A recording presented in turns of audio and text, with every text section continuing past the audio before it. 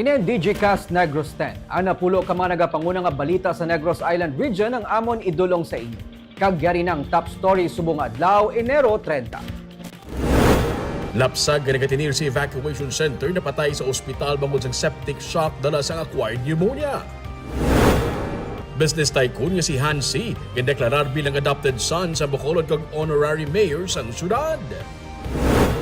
Tag-iya sa kalanaan na biktima sang scammer nga nagabaligya sa peke nga relo. Suspect nakasakay sa SUV. Kanlaon LGU, ginpanginwala nga arbitrary detention ang ginahimo sa mga evacuees sang syudad. Kag sa good vibes, nagsugod na operate ang temporary site para sa Manukan Country sa Bacolod sa amo sa gihapon nga sa bursa manok kag amo sa gihapon nga presyo. Inaktanan sa DigiCast Negros 10.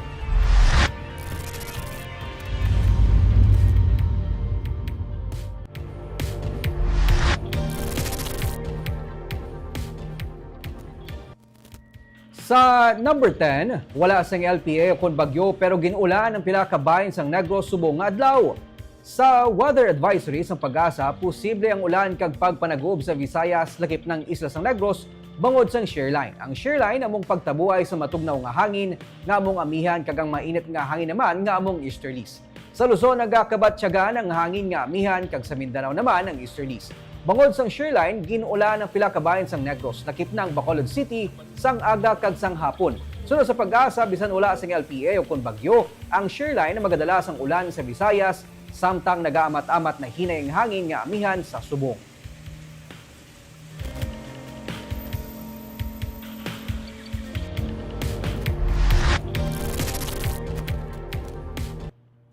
Sa number 9, Dog Cemetery kabahin sa ginaplano itukod sang syudad sa nabakal nga duta sa Barangay Filisa sa Bacolod. Sa Marso o kon Abril ginapaabot sang City Veterinary Office nga masugdan ang construction sa ginakabig pinakadako nga animal shelter sa pungsod. Ang shelter ang may kalaparon nga 1.6 hectares kag mayara sang clinic.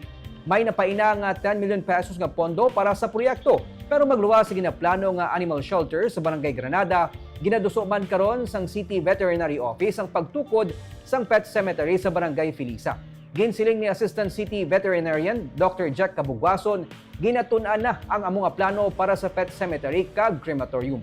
Buwas na talana nga magapatigayon sang site inspection ng City Veterinary Office para sa madihon nga mga tikang sa ginaplano nga patio para sa mga hinuptanan.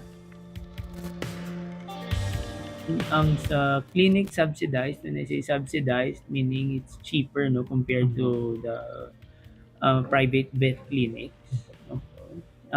Because it's, of course, it's not an income generating institution.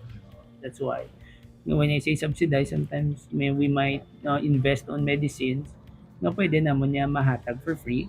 At the same time, of course, since this is a government facility, the services are free. You can get free consultation or any veterinary service for free. Kung cemeterya, Ang cemeterya, honestly, again, since kaya na naman na ito, nasturyahan, so ito na ang pagitan namin.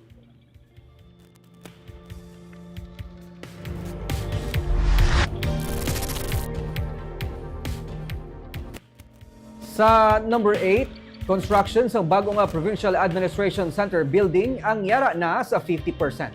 Inisunod kay Provincial Administrator Frando Diaz nga nagsiling man nga on schedule ang construction sang 7-story building na ginapaabot mahuman sa bulan sang Hunyo. Ginsugdan ang construction sang Dynamic Builders ang contractor sa mga building sa Dalan Aguinaldo sa Bacolod City sadtong 2022. Ang malapit 1 kabilyon ka pesos nga construction project na nagalakip na sang furniture and fixture ang ginapaabot magahouse sa mga nagkalain-lain nga mga talatapan sang gobyerno probinsyal. Ginapaabot nga paagi sini mas mangin mahapos ang operation sa mga provincial government offices. Sa karon na pahamtang sa nagkalain-lain nga lugar o kun buildings ang mga opisina sang gobyerno probinsyal. Tambi naman sini sa Dalan Katuslao sa motor pool sang Provincial Engineer's Office ang multi-level parking area para sa mga empleyado sang gobyerno probinsyal kag sa mga magatransaksyon sa gobyerno probinsyal. Maayo na kita nga organized na naging ma-speed up ang atong services to the public now that we are in one building. You have to remember, pagsugod din ako sa 2025 ni Governor Bong Lacson, ang iban ara dito sa sa Benjamin Hall. Ang iba natuto sa may Tubangan Gaisano, St. Francis Building. Iba nahanap na sa ano pa, sa may CC.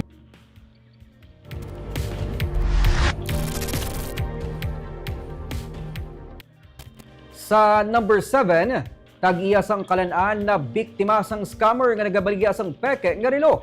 Suspect nagalibot sa isa sang Negros sakay sa isa ka SUV. Nakuhaan sang CCTV video ining pagpaniplang sang wala makilala nga lalaki nga nagatanyag sang relo sa tag-iya sang kalan-an sa barangay Tangub sa Bacolod. Suno sa 47 anyos nga biktima, modus ang suspect nga nakasakay sa SUV nga magpakuno-kuno nga nawadaan sang gasolina para magbaligya sang peke nga relo sa tag 3,000 pesos. Tungod na pakita pa sang resibo sa ginabaligya nga relo, nainganyo ang biktima nga baklon ini sa balor nga 2,000 pesos. Ulihin niya na lang nga natulupangdan nga peke ang amuring nga relo nga yara lang sa 700 pesos. Hindi lang sa Bacolod nagalibot para makapaniplang ang wala pa makilalan nga lalaki. Sang Miyerkules, nakuhaan man siya sang litrato nga nagabaligya sang pareho gihapon nga peke nga relo sa mga krusang barko sa San Jose sa Negros Oriental. Giliyon na nga nagpalinto ng biktima sa kapulisan sa tuyo nga madakpan kag matap na ang modus ng abo nga persona.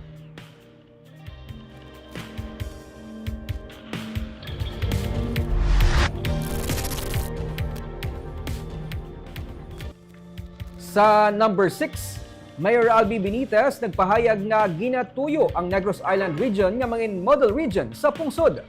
Sa Pebrero 18, ginapaabot ni Mayor Albi Benitez nga mangin functioning region na ang Negros Island Region. Inibisan pa nga magikan gihapon ang pondo kagintala na para sa mga departamento kag ahensya sa Region 6 kag 7. Para sa alkalde nga nagserbe anay nga chairman sang Regional Development Council, hindi mangin sablag ang budget para mangin isa ka model region ang NIR na sarang maka-operate pagi sa moderno nga teknolohiya agod maserbihan ang probinsya sang Negros Occidental, Negros Oriental kag Siquijor. Gindugang sang alkalde nga sa pagsapol sang House Committee on Visayas Development kaupod sang Department of the Interior and Local Government kag Department of Budget and Management sa Kongreso, nakasugta ng pag-establish ang satellite offices sa mga probinsya nga daw pareho sa mga business one-stop shop o kunbos sang Bacolod. Ang DILG ang magapanguna sang transition team agod nga mapatuman ang tikang sa pag-operate sang bag-o nga rehiyon. Kaangay-angay na for a modern region. So, modern classroom pa lang ang kinagawin sa smart modern classroom. Smart modern region man ang atong gimo. So, Silingco let us now showcase in pinakabag-ong region embracing modern technology para pakita natin that this is what should be emulated sa ibang mga regions. So we want to have a more efficient region by bringing government closer to the people and making it more efficient in terms of doing business with the regional offices.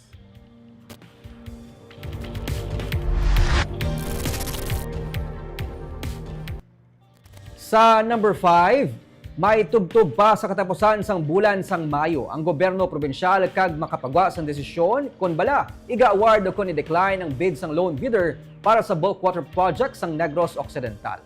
Sunod kay Provincial Administrator Refrando Diaz, sa karon padayon ang technical financial post-qualification process. Maid-id ang amo nga proseso sunod kay Diaz, labing nga luyag malikawan man sang probinsya ang magkaproblema sa ulihi. Gani nagahinyo man sila sa paghangop sang stakeholders. Patag niya sa executive order man yung ginpagwa ni Negros Occidental Governor Eugenio C. Lacson na plastar na ang timeline sa proyekto. Ang consortium sang First Balfour Incorporated, Victoria's Milling Company kag FPIP Utilities Incorporated ang loan bidder para sa 1.2 billion pesos nga bulk water project. Kung hindi tigayon nga ma-award sa loan bidder ang proyekto sunod kay Diaz, ang 200 million pesos nga counterpart sang probinsya ang pagagamiton kag yapain para sa mga water districts para mabuligan sila. Tuyo sang bulk water project nga masabat ang kakulang sang water supply sa probinsya. Ang technical kag ang financial post-qua is very tedious because it's a big project. We don't want to overlook or to oversee something very important later on, masibang problema ta, no? So patience lang on the part of our bidder patience also on the part of the public and the water districts who may be eager to know kung ano ang decision sa provincial capital, no, ni Governor Bong Lacson with respect to the bidding. No.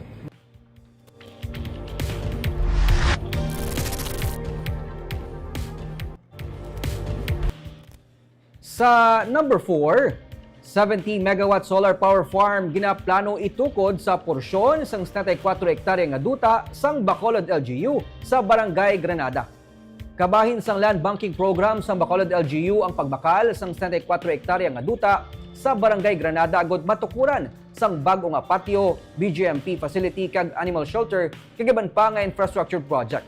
Ginpahayag ni Mayor Albi Benitez nga sa karon ginahikot ang kasugtanan upod sa power generation investor nga luyag mag-lease sang lugar para sa solar power farm. Kabahin sang plano suno sa alkalde ang pag-supply sang kuryente sa ginaplano nga 70 megawatt solar power farm sa mga charging station para sa mga e-jeepney. 15 tub-tub 20 katuig ang ginaplano nga lease agreement kung sa diin sarang mabayaran sang syudad ang interes sang natigal nga 4.4 billion pesos nga loan agreement sa pagbakal sang duta. So we are entertaining the concept nga rent us for a solar farm. At the same time, we can access this electricity ganit sa atong mga charging station nga ginapawinsar ta for our public transportation, our electric public transportation. Kali may ma-rent, Mayor. May ma-rent. Officially, nagpadala na letter. Ang ilang ibayad nga rent is almost equivalent sa interest nga ginabayaran. So makita mo na daw self-sustaining na sa buong atong property to sa Granada.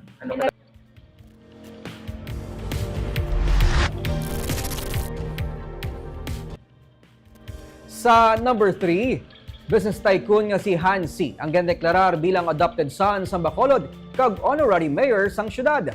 Yari karon sa Bacolod ang chairman sang executive committee sang SM Prime Holdings Incorporated nga si Hansi subong nga hapon bangod gindeklarar siya sang sangguniang panunsod sang Bacolod bilang adopted son kag honorary mayor sang syudad. Ginakilala sang syudad ang mga nahimuan ni Si sa pagbulig sa disaster resiliency, edukasyon kag health initiatives nga nakabulig hindi lang sa Bacolod kundi pati man sa bilog nga pungsod. Nag-switch ang pwesto si kag si Mayor Albi Benitez. Si ang ginatagaan kahigayunan nga magpungko sa pwesto sang alkalde. Kaupod niya sa pag-abot sa Bacolod ang duwa niya ka mga kabataan. Kada tuig, pinaagi sa Bacalao Jet Festival, may mga Filipino-Chinese nga ginakilala ang syudad bilang adopted son kag honorary mayor. Mga individual nga may dako nga papel sa pag-uswag sang Bacolod kag sang pungsod.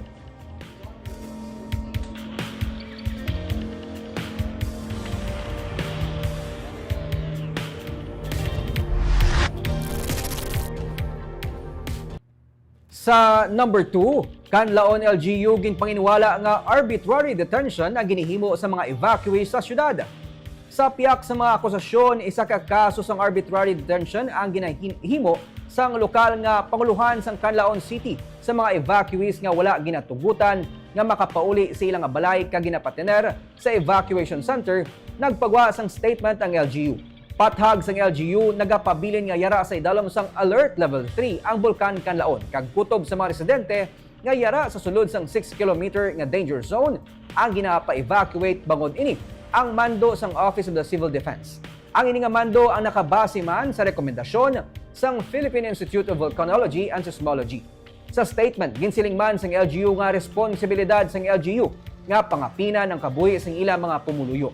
Pathag nila ang evacuation ang temporaryo lang kag ini para sa safety sang pumuluyo kag ang akusasyon nga isa ini kakaso sang arbitrary detention ang wala sang basihan kay initanan ng paraman sa ikayo sang pumuluyo.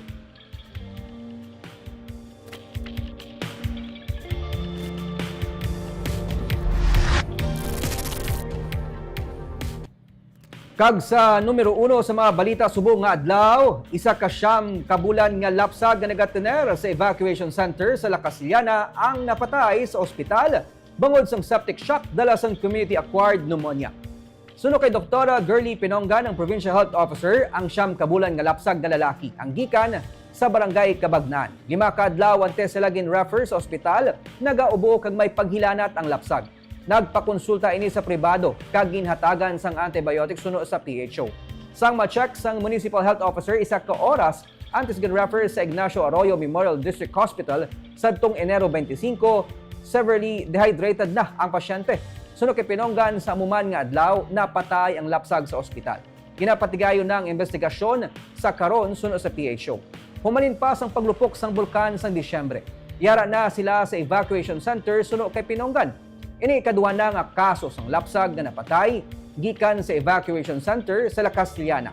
Sa Disyembre napatay man ang isa ka 9 ka bulan nga lapsag nga nagbatsyag sang gastroenteritis kag dehydration. Ginakabig yadto nga isolated case.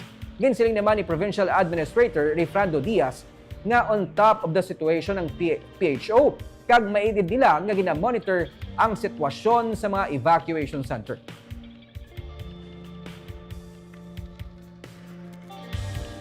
Amo to findings nila, may pneumonia dahil before siya, a day prior siya nagdala daw nag-LBM. So second death na siya. Oo. Oh, Pero pa-investigate naman namon kung ano. Oo.